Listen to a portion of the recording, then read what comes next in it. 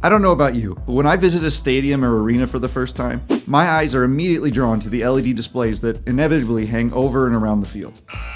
Adding or improving a stadium's video technology is a large capital expenditure that requires considerable planning and execution. The Lloyd Noble Center, home to the University of Oklahoma's men's and women's basketball teams, recently added a new LED video display over the top of the players' entrance tunnel. This display was one of several planned improvements to the arena that are designed to give Sooners players and fans a premier college basketball experience this upcoming season. The structural engineering of these large-scale displays is a critical step toward ensuring the physical safety of players, fans, workers, and anyone who enters the facility. Design planning from accurate as-built site conditions ensures that the system is precisely installed and prevents miscommunications, risks, delays, and unexpected issues. That's where GPRS comes in.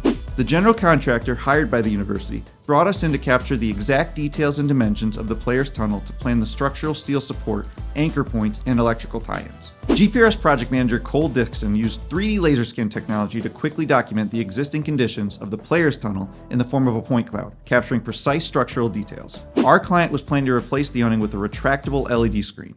The massive video display weighed thousands of pounds and was suspended over the players' entrance tunnel and court. The accurate as-built data GPRS provided was used to plan the engineering of the mounting structure and connection points. It was important for the general contractor to have a design plan documented for the crews to follow with strict safety and installation procedures. 3D laser scanning captured the arena with 2 to 4 millimeter accuracy, allowing our client to proceed with confidence, knowing that they were working with the most accurate data to ensure the project was completed safely and on time and budget.